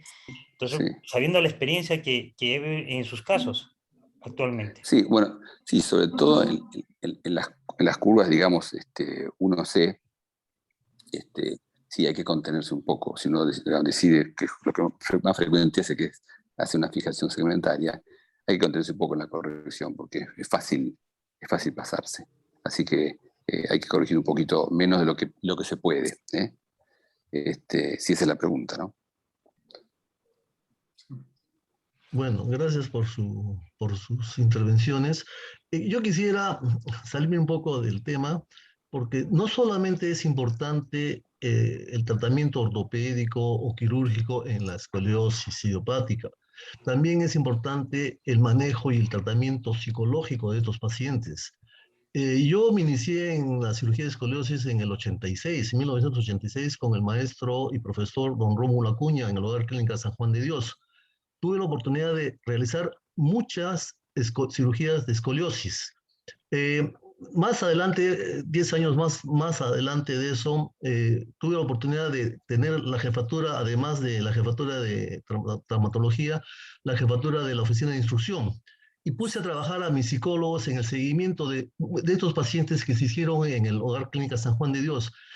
Hicieron muchas pruebas de test, inclusive el más frecuente fue el test de Beck, en la que se encontró una alta incidencia de problemas de déficit, de sentimientos de déficit, sentimientos de minoría, gran angustia, tensión y sobre todo problemas de disfunción sexual como frigidez, sobre todo en las mujeres. ¿Qué experiencia o qué información tienen ustedes acerca de este seguimiento de estos pacientes desde el punto de vista psicológico? Porque creo que es importante, paralelamente al trabajo y seguimiento de las curvas, ver la salud mental de estos pacientes. Y creo que es frecuente. En nuestros casos me resultó bastante significativo el hallazgo de estos cambios psicológicos en los pacientes en seguimiento a largo plazo. Jaime. Quisiera comentar al respecto que básicamente esto depende en gran medida del grado de deformidad del paciente. Actualmente, con la detección precoz y con las técnicas de corrección que son muy eficientes, generalmente el paciente queda con una alteración estética muy discreta, muy leve, de tal manera que la autoimagen del paciente y sus sentimientos de autoestima, digamos, de pobre autoestima, generalmente creo que están poco afectados. A veces hay que tomar en cuenta también el entorno social y psicosocial de la familia y problemas que a ese nivel más bien le pueden estar generando conflictos emocionales del paciente y no solamente propios de su escoliosis. Pero yo creo que eso lo veíamos mucho más antes, que operábamos deformidades muy graves y las correcciones, como bien lo dijo el doctor Noel, con el sistema de Harrington bordeaban un 40 o 50%. Ahora yo creo que eso se ha mejorado mucho y en gran medida la autoestima y estas cosas tal vez pueden venir ya no solo de la deformidad, sino del entorno del paciente. Mariano. Y sí, yo coincido totalmente que, digamos, no es una coexistencia de la enfermedad como digamos, como una parte sindrómica, sino que es consecuencia de la autoestima. Y es muy visible tanto en la escoliosis hepática como, por ejemplo, como en el Scheuermann, ¿no? Donde uno ve las fotos pre y post y un paciente triste y un paciente sonriente, dándole un poquito de tiempo. Normalmente hay un periodo inicial que vemos en la escoliosis, sobre todo las 3 o 4 primeras semanas, donde hay un cambio de la imagen corporal que a veces provoca depresión incluso. O sea, es tan dramático el cambio del paciente que entra en un estado digamos, de no reconocimiento de su cuerpo y muchas veces se deprime. Pero en el plazo mediato hay un cambio en el humor muy favorable, tanto en la escoliosis hepática como en el Scheuermann, que es a veces impresionante. Así que creo que corresponde más hacia la percepción de la patología, que una patología grave cuando no se resuelve, ¿no? Edwin. A ver, yo, claro, concuerdo más o menos, ¿sí? Bueno, concuerdo más o menos con lo que dicen. Yo he tenido pacientes, tengo pacientes con escoliosis, digamos, muy severas. Inclusive tengo una paciente una melliza, que una de ellas pues hizo una escoliosis severísima. Era una paciente aislada completamente, una paciente que no quería ir al colegio porque definitivamente era víctima del bullying. Y una vez que le hicimos una cirugía de 3 tiempos, pues cambió su aspecto corporal y ahora es una reina del TikTok. Entonces ella ha cambiado mucho, definitivamente, esa autoestima que lo tenía bajo. Y concuerdo con el tema de los pacientes con Scheuermann. Inclusive hay muchos estudios, ¿no? Que esa baja autoestima, el aspecto social y todo es una causa, es una razón muy importante para hacer una cirugía. Hay trabajos de eso, ¿no? Pero sí, o sea, los pacientes donde se ve un cambio, tienen una deformidad muy severa, yo creo que el cambio siempre es positivo. Edwin. Bueno, también está de la mano las herramientas y los cuestionarios, que justo hay una pregunta, ¿no? De qué tan frecuente uno puede usarlo, pues deberíamos usarlo, ¿no? Sobre todo para tener registro y si es que queremos hacer un trabajo para poder valorar o comparar con otras fuentes bibliográficas, pues los cuestionarios de CRS, pues es un cuestionario, un instrumento válido para valorar la calidad de vida en los pacientes operados o para compararlos de escoliosis idiopática. Y ahí habla mucho de la autoestima, habla de cómo se ven ellos, la relación con las demás personas, cómo se ven ellas al espejo, etcétera. Entonces, yo creo que esa es una herramienta objetiva para poder valorar la calidad de vida en los pacientes con escoliosis. Cuestionario SRS-22. Señor presidente de la SILACO, ¿alguna acotación más para... Sí, gracias César. Muy gentil. Bueno, todos Ibero-Latinoamérica somos SILACO, todas nuestras sociedades nacionales forman parte de SILACO y por lo tanto todos sus miembros y socios. Es una gran familia que en nuestro propio idioma y con nuestras características culturales, limitaciones y problemas propios nos permite hablar el mismo idioma y hablar del mismo tipo de pacientes. Yo quisiera decir solamente una cosa. La mejor técnica quirúrgica que uno puede aplicar es la que uno la sabe hacer bien. Así uno disminuye complicaciones y graves complicaciones como las neurológicas en los pacientes. Prefiero un Harrington bien hecho, ya no se vende Harrington, pero es una forma de decir, un Harrington bien hecho a un sistema de tornillos transpediculares que termine en una paraplegia definitiva. Entonces, la mejor técnica es la que nosotros sabemos hacerla, no buscar a veces correcciones espectaculares, sino más bien pensar mucho en las complicaciones que pueden y hay en escoliosis. Gracias Jaime, gracias Mariano, gracias Edgar y Edwin por tan brillantes exposiciones y sabemos que el tema de escoliosis idiopática del adolescente tiene para mucho.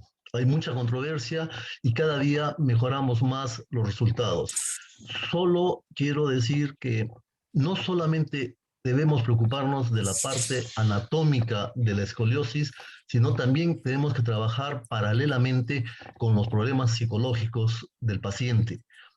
Sabemos que después de una cirugía bien hecha, el paciente cambia su calidad de vida, tiene una nueva perspectiva con respecto al mundo, tiene más abertura, se siente más confiado, pero también debemos seguir estudios a largo plazo en la cual tienen una depresión escondida y no debemos pasar por alto eso. Muchas gracias. No sé si Eduardo Lagos tiene alguna acotación para cerrar ya esta charla. No, simplemente decir que estoy muy contento por lo provechoso que ha sido esta sesión con los especialistas en columna, tanto de la Sociedad Ibero-Latinoamericana de Columna, a través de su presidente, a través del doctor Mariano Noel, la Sociedad Peruana de Neurocirugía y la Sociedad Peruana de Ortopedia, con el doctor Edwin Torres y Edgar Morales, respectivamente. Muchísimas gracias. Espero poder encontrarlos nuevamente en otras sesiones para que nos compartan sus conocimientos, que han sido muy, muy, muy provechosos nuevamente para todos los participantes. Gracias, doctor César, por esta moderación. Nos encontramos hasta otra oportunidad. Gracias. Gracias a todos y muy amables por la invitación. Gracias. Gracias a usted, doctor. Listo. Buenas noches. Muchas gracias, muy agradable. Chao, chao.